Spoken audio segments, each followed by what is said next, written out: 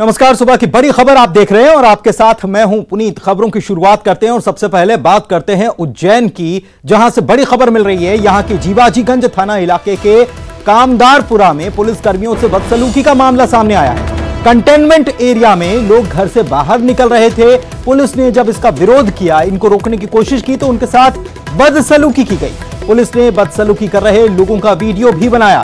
इस मामले में 6 लोगों के खिलाफ मामला दर्ज किया गया है। तो उज्जैन से ये बड़ी खबर आपको बता रहे हैं, जहां पर कंटेनमेंट एरिया में लोग घूम रहे थे बगैर मास्क के। लोग यहां पर बहस करते नजर आए। पुलिस ने जब रोकने की कोशिश की, आनंद निगम हमारे सहयोगी उज्जैन से फोन लाइन पर जुड़े हुए हैं, उनसे बात करते हैं। आनंद, उज्जैन में लगातार मामले बढ़ते जा रहे हैं, 600 के पार मामले हो चुके हैं। उसके बावजूद क्या लोग समझने के लिए तैयार नहीं? पुलिस समझा रही है तो बदसलूकी पे उतर आए।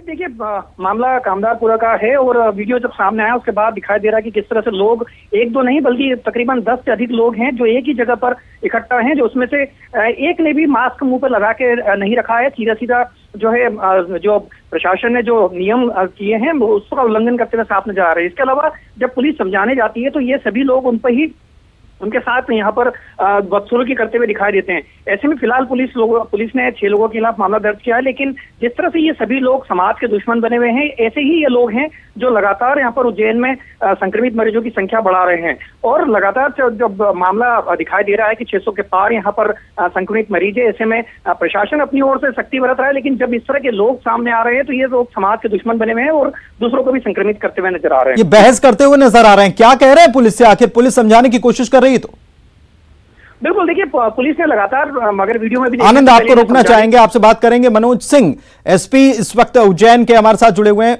एसपी साहब, ये तस्वीर कंटेनमेंट एरिया की जहां पर लोग बदसलूकी करते नजर आ रहे हैं, आखिर क्या वजह है, क्यों ये बदसलूकी कर रहे थे? पुलिस तो समझाने गई थी।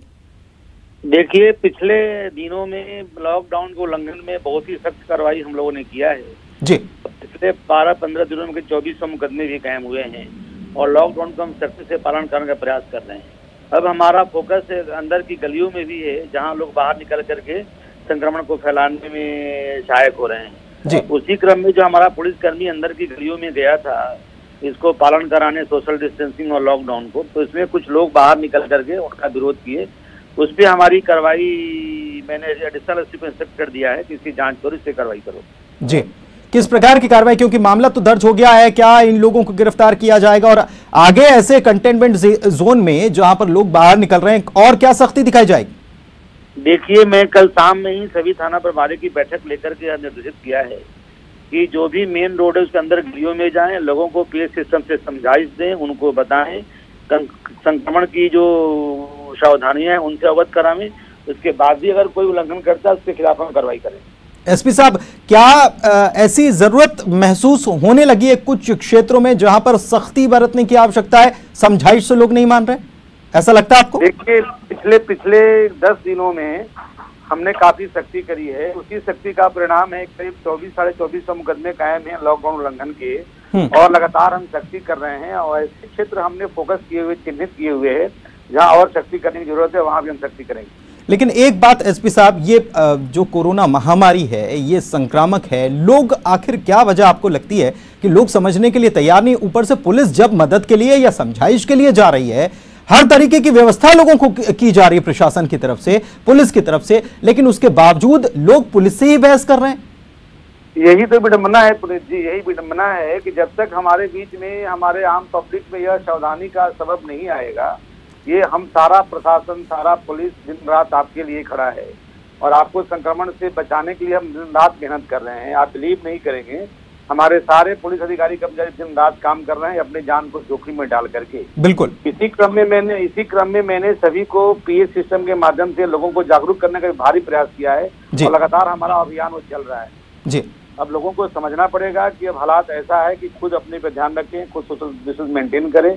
उस दिशा में भी हम काम कर रहे हैं और जो नहीं करेगा उस पर तो कार्रवाई करनी ही पड़ेगी। चलिए, बहुत बहुत शुक्रिया एसपी साहब हमारे साथ जुड़ने के लिए। और प्रवीण दुबे, सीनियर एडिटर, इस वक्त हमारे साथ जुड़े हुए हैं फोन लाइन पर। प्रवीण जी, ये उज्जैन से तस्वीर सामने आई और बड़ी हैरान कर देने वाली ये तस्वीर है। लोगों को समझाइश दी जा रही है, पुलिस अपनी जान जोखिम में डालकर लोगों के लिए तैनात है, लोगों को समझाया जा रहा है, लोग ऊपर से बहस कर रहे हैं, मानने के लिए तैयार नहीं है। ये बात सही है पुनीत। तो दो वजह इसकी हो सकती हैं, मतलब जो एक हो सकती है कि साशय करना, बदमाशी करना। एक वजह ये हो सकती है कि लंबा वक्त अगर आप घर में रह लो तो एक तरह का फ्रस्ट्रेशन जो है इस लॉकडाउन ने पैदा किया है लोगों के मानस में।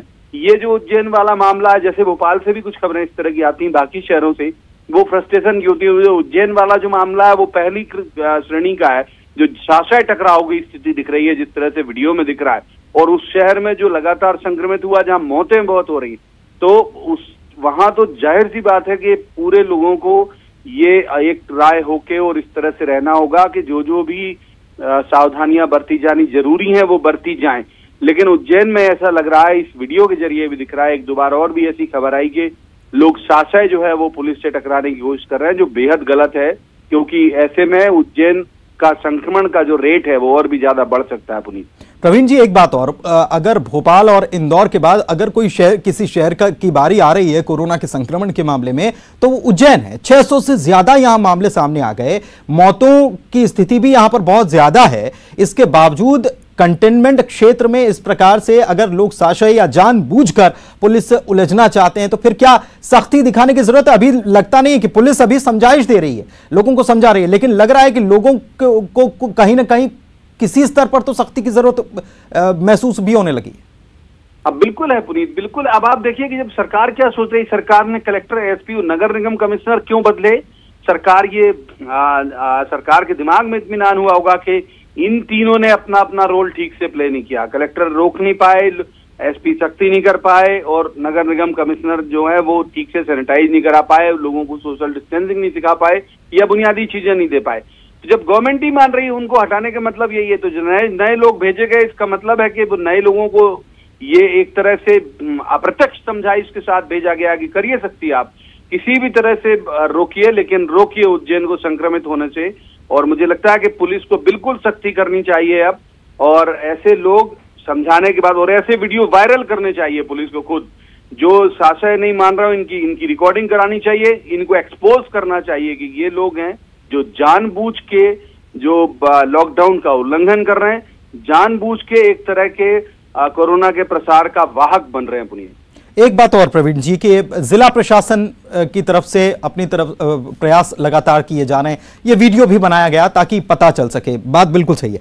लेकिन क्या शासन स्तर पर ऐसी खबरें जब हम बता रहे हैं तो इस पर संज्ञान लिया जाएगा और शासन इस मामले में कुछ फैसला कर सकता है?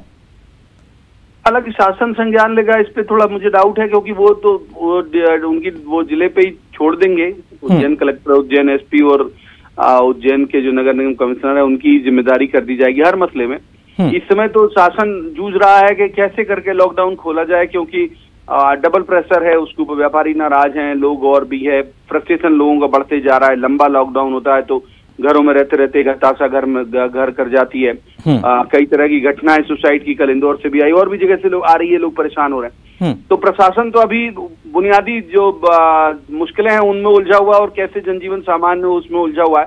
लेकिन हाँ, ये तय है कि वो जो 3 अधिकारी हटाए गए उज्जैन के, टॉप के 3, और जो नए भेजे गए वो उनको एक समझाइश के साथ ही भेजे गए होंगे कि भाई कैसे भी करके आप उज्जैन को कंट्रोल करिए, क्योंकि जो बर्निंग शहर है वो उज्जैन, इंदौर और भोपाल ही है। ठीक है, शुक्रिया प्रवीण जी आपका इस जानकारी और बातचीत के लिए। आनंद हमारे सहयोगी जुड़े थे, आनंद आपका भी बहुत बहुत शुक्रिया। तो ये तस्वीरें सामने आई, 6 लोगों पर केस दर्ज किया गया। और आगे बढ़ते हैं, रायसेन से बड़ी खबर आपको बता रहे हैं, जहां पर घर में आग लग गई, भीषण आग लगी है। घर में फायर ब्रिगेड की टीम पहुंची थी मौके पर और आग पर काबू पा लिया गया। जानकारी के मुताबिक ये अंधियारी गांव की घटना है और इसके पीछे की वजह शॉर्ट सर्किट बताई जा रही है। गर्मी के दिनों में ऐसी घटनाएं और भी बढ़ जाती हैं। रायसेन से भी ऐसी ही खबर आई, पूरा घर जलकर खाक हो गया और ये शॉर्ट सर्किट इसके पीछे वजह बताई गई है। दमकल की गाड़ियां मौके पर पहुंची थी, आग को काबू में कर लिया गया है, लेकिन काफी नुकसान इस बीच हो गया। रायसेन से ये बड़ी खबर आपको हम बता रहे हैं, कितनी भीषण ये आग थी और कितना यहां पर नुकसान हुआ है। अंधियारी गांव की ये घटना रायसेन के बता रहे हैं, जहां पर शॉर्ट सर्किट की वजह से ये आग लगी थी और मकान पूरी तरह से जलकर खाक हो गया। हर तरफ ये आग फैल गई।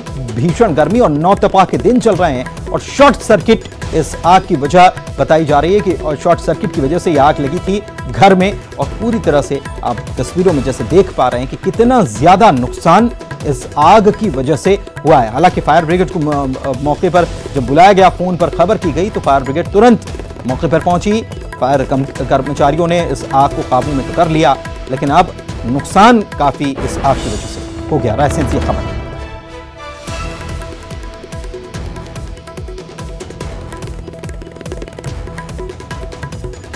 तो तस्वीरें बड़ी भयावह है, ये तस्वीरें हैं कि कितनी आग लगी है और कितना बड़ा क्षेत्र इसने अपनी चपेट में ले लिया है। काफी नुकसान हुआ है।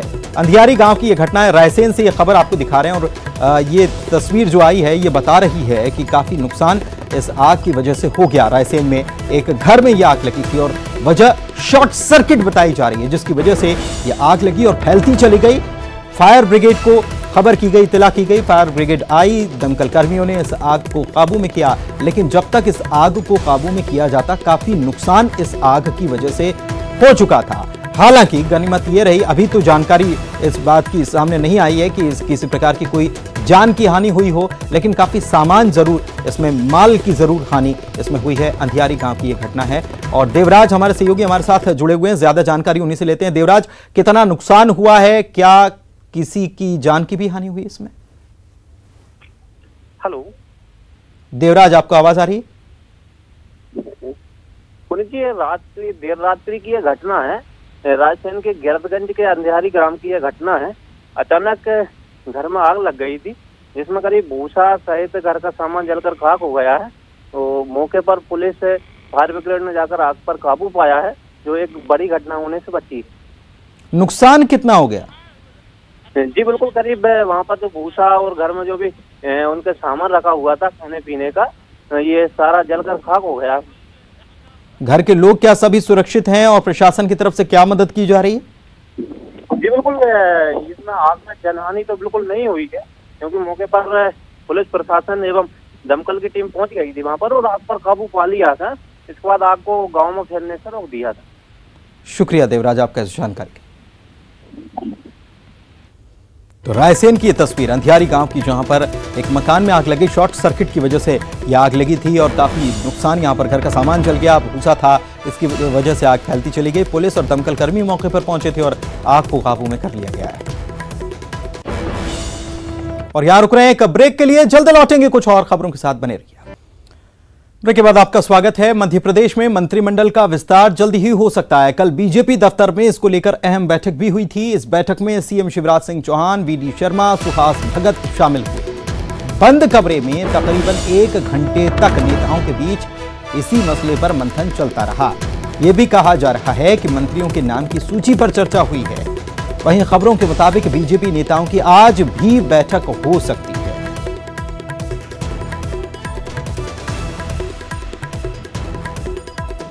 तो 1 घंटे से ज्यादा देर तक कल मंथन चलता रहा और किसे मंत्री बनाया जाए, किसे मंत्रिमंडल में शामिल किया जाए, उसकी लिस्ट पर चर्चा हुई है। कल मुख्यमंत्री के बीच, वीडी शर्मा और सुहास भगत के बीच काफी देर तक मंथन हुआ है।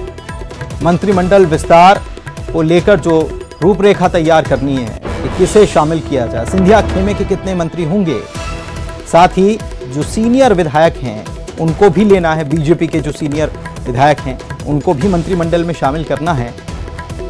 और ऐसे में कैसे पूरा तैयारी की जाए, किसे लिया जाए, जो असंतुष्ट होंगे उन्हें कैसे मनाया जाएगा, तमाम मसलों पर ये चर्चा हुई है। अनुराग श्रीवास्तव हमारे सहयोगी हमारे साथ लाइव जुड़े हुए हैं,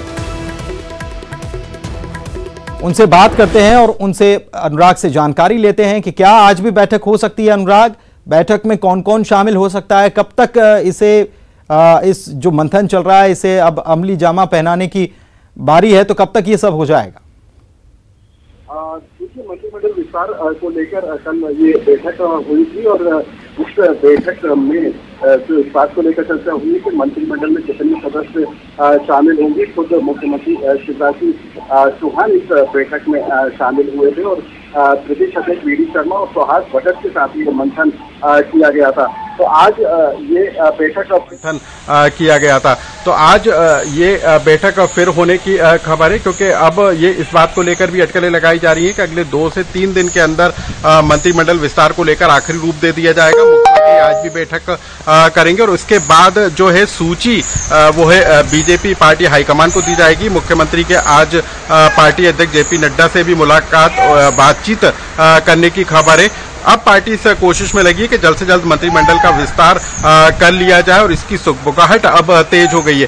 कल जिन नामों को लेकर चर्चा हुई है उसमें जो शिवराज मंत्रिमंडल में इससे पहले जो विधायक शामिल रहे हैं उनको दोबारा मंत्रिमंडल में जगह दिए जाने को लेकर सहमति हुई है। इसके अलावा ज्योतिरादित्य सिंधिया खेमे के जो पूर्व विधायक हैं उनको भी मंत्रिमंडल में शामिल किया जाएगा और इसके अलावा कुछ नए विधायकों को भी मंत्रिमंडल में जगह दी जा सकती है। तो 22 से 23 जो है चेहरों को मंत्रिमंडल में शामिल किया जाना है और इसी को लेकर पार्टी में मंथन हुआ है। एक दौर की बैठक हो चुकी है, लेकिन आज भी खबर इसी बात को लेकर है कि आज भी एक बैठक हो सकती है जिसमें मंत्रिमंडल के विस्तार को लेकर चर्चा की जाएगी। बहुत बहुत शुक्रिया अनुराग आपका इस तमाम जानकारी के लिए। तो आज भी बैठक हो सकती है। और इधर दूसरी तरफ इंदौर की बात कर लेते हैं। कोरोना के मामले सबसे ज्यादा मध्य प्रदेश में इंदौर में ही, और यहां आज से सभी सरकारी और अर्ध सरकारी दफ्तर खुलेंगे। कलेक्टर ने इसको लेकर आदेश जारी कर दिया है। दफ्तर में 50% कर्मचारियों के साथ काम शुरू कर दिया जाएगा। इसके साथ ही ऑनलाइन फूड डिलीवरी को भी अनुमति दे दी गई है। कर्मचारियों का परिचय पत्र कर्फ्यू में पास के तौर पर मान्य किया जाएगा। सरकारी दफ्तर में काम करने वाले कर्मचारियों को सोशल डिस्टेंसिंग का पालन करना होगा। मास्क पहनना अनिवार्य है।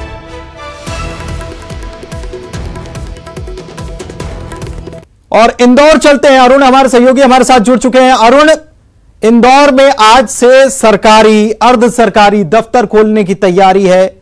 50% कर्मचारी काम करेंगे। मास्क पहनना अनिवार्य होगा। बड़ी खबर इंदौर के लिए।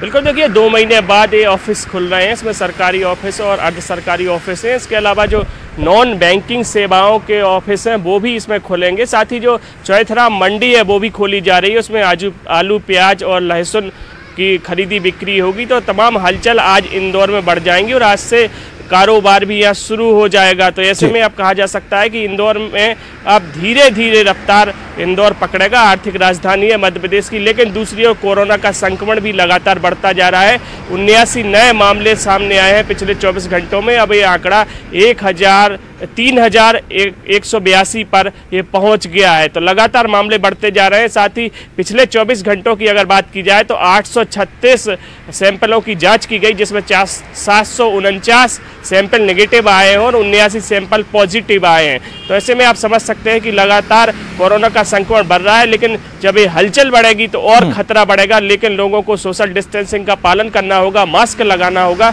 और साथ ही सैनिटाइजर का भी उपयोग करना होगा। अरुण, निजी दफ्तर में जो काम करते हैं, प्राइवेट जो नौकरी करने वाले हैं, उनको भी शायद वो भी जानना चाहते होंगे कि ये उनको कब से दफ्तर जाना है। इस बारे में भी कुछ फैसला हो रहा है क्या?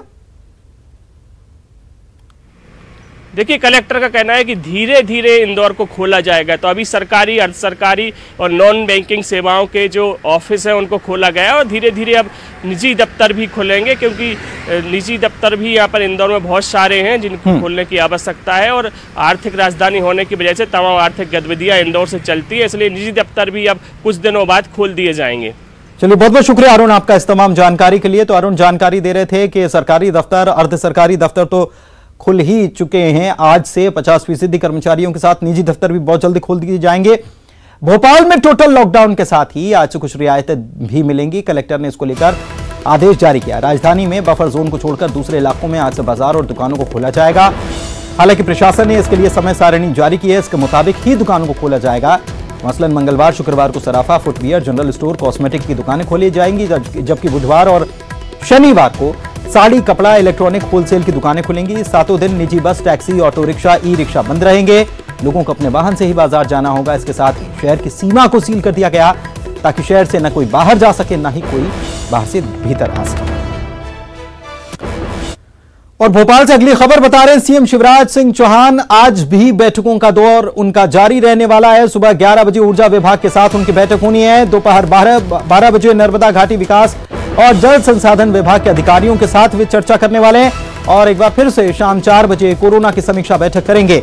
इसके अलावा शाम 6:15 बजे वे बजट 2020-21 को लेकर योजनाओं की समीक्षा बैठक करने वाले हैं।